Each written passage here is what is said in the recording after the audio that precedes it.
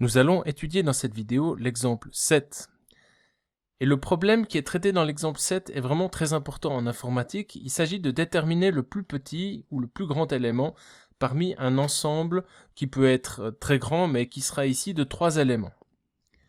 Admettons qu'il s'agisse de déterminer le plus petit et le plus grand élément de 3 cartes. Alors évidemment pour vous c'est très facile, pour un humain ça va être très facile, on va tout de suite se dire eh bien le plus petit c'est le 5 de trèfle et le plus grand c'est le 9 de trèfle. On a une vue d'ensemble et on voit directement la réponse. Pareil si c'est pas dans le bon ordre, on voit tout de suite le plus petit c'est le 5, le plus grand c'est le 9. Pareil si voilà, on a un autre ordre. Très facile.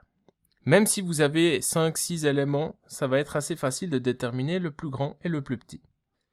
Pour résoudre ce problème avec un ordinateur, on va créer une fonction, une commande ici. Alors celle-ci va prendre 3 paramètres, A, B, C, et puis son travail va être d'afficher à l'écran la valeur du plus petit et du plus grand. Autrement dit, si on fait l'appel minmax 5, 3, 17, eh bien notre commande devrait afficher le plus petit d'abord, c'est-à-dire 3, et ensuite le plus grand, à savoir 17. Évidemment, elle doit être capable de faire ça, peu importe l'ordre dans lequel les paramètres sont donnés ici. On aurait très bien pu avoir, par exemple, le 17 au début, le 5 à la fin.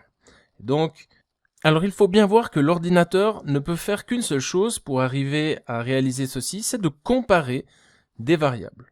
Par exemple, on pourrait dire, est-ce que A est plus grand que B? Alors si A est plus grand que B, ça veut dire que A, ça va pas être le minimum, par exemple. Donc la seule chose que l'ordinateur peut faire, c'est comparer deux de ces paramètres entre eux et prendre une décision. Maintenant, évidemment, comme il y a 3 nombres à comparer, il va falloir faire plus qu'une seule comparaison pour déterminer quel est le plus petit et quel est le plus grand. Maintenant, comme l'ordinateur n'est capable de faire que une comparaison à la fois et de comparer que deux choses, au contraire de vous qui pouvez regarder l'écran, qui avez une vue d'ensemble, vous pouvez tout de suite comparer 3 éléments et tout de suite voir le minimum et le maximum. Pour l'ordinateur, lui, ne voit que 2 cartes à la fois, ne peut comparer que 2 choses à la fois et prendre une décision en fonction de la comparaison. Donc la situation est plutôt la suivante pour l'ordinateur. C'est-à-dire que la seule chose qu'il peut faire, il ne sait pas à l'avance si évidemment où est le minimum et où est le maximum. Et donc on se trouve dans cette situation-là. Ce que l'ordinateur peut faire, c'est en fait tourner 2 cartes et comparer. Alors admettons qu'il retourne les 2 premières cartes. Alors nous on aimerait écrire une commande qui fonctionne dans tous les cas possibles. Donc on va imaginer que les 3 cartes là représentent les paramètres A, B, C dans l'ordre. Et donc pour pouvoir gérer tous les cas possibles, il nous faut envisager tous les ordres possibles que l'on peut avoir avec ces cartes ABC. Alors on pourrait par exemple chercher toutes les combinaisons qui commencent par le 5, donc où on intervertit ici les 2 dernières cartes.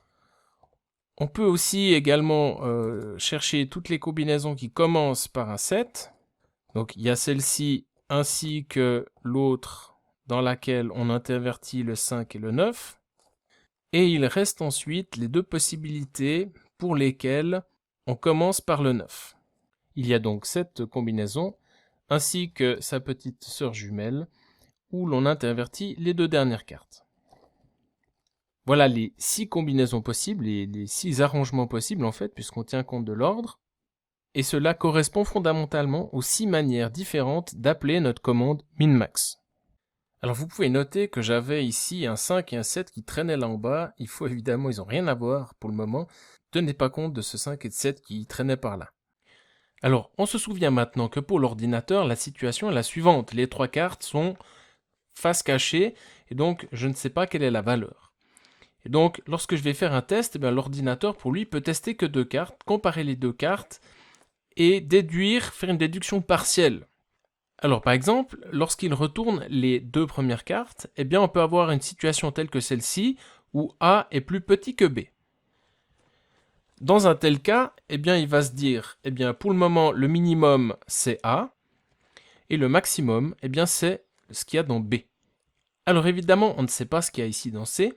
parce que l'ordinateur ne peut pas avoir cette vision d'ensemble, il ne voit que 2 cartes à la fois. Donc l'ordinateur commence par poser cette question, est-ce que A est plus petit que B? Alors si c'est vrai, eh bien on peut dire que pour le moment, le minimum c'est A et le maximum c'est B. Si en revanche, A n'est pas plus petit que B, alors ou bien il est égal ou bien il est plus grand, dans ce cas-là, on va dire que le minimum c'est B et que le maximum c'est A. Maintenant, il y a encore cette carte C. On ne sait absolument pas si c'est un 9 ou si c'est un 3 ou si c'est un 6. On ne sait pas si le C va entre les deux ou s'il est plus petit que A ou plus grand que le B. Pour décider, eh bien, on va devoir retourner cette carte et on peut par exemple comparer cette carte avec ce qu'il y a dans le minimum et ce qu'il y a dans le maximum. Et donc, que l'on ait ici passé à gauche ou à droite, c'est-à-dire peu importe le résultat de la première comparaison entre A et B, maintenant on peut retourner C et puis comparer soit avec A ou avec B.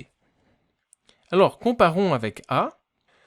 Donc, admettons que l'on compare C avec le minimum. Alors, le minimum, c'est A, donc c'est comme si on retournait cette carte. Ici, on voit que ce n'est pas le cas, mais on aurait très bien pu avoir une plus petite carte, par exemple un 4 de trèfle ici. Donc, il y a des jeux de cartes qui ont des 4 de trèfle. Alors, si c'est le cas, ça voudrait dire que comme C est plus petit que le minimum qu'on avait trouvé avant, C devient le nouveau minimum. Donc je vais mettre la valeur de C dans la variable minimum. Et donc, si C n'est pas plus petit que le minimum, eh ben, il est peut-être plus grand que le maximum, mais pas forcément, parce qu'il peut très bien être entre les deux. Donc on va encore faire un test supplémentaire pour voir si C ne serait pas par hasard plus grand que le maximum. Alors, si c'est le cas, par exemple, c'est le cas ici, parce que maximum pour le moment c'était B, c'était 7, et on a en fait...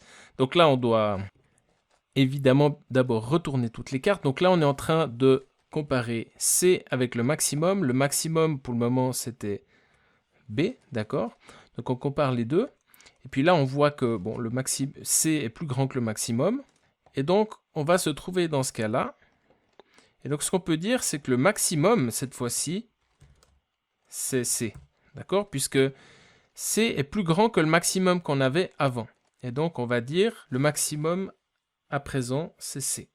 Et comme avant, eh bien, si cette condition-là n'est pas vraie, eh bien, on va tout simplement ne rien faire du tout. Et à ce moment-là, tous les cas possibles ont été traités, en fait. Et donc, on peut afficher le minimum et le maximum, puisque maintenant, dans la variable minimum et la variable maximum, on a vraiment le vrai minimum et le vrai maximum.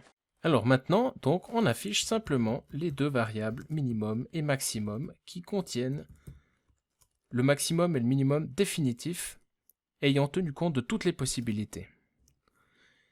Maintenant que l'algorithme a été élaboré, il suffit de l'implémenter en Python, et c'est l'objet de l'exemple 7.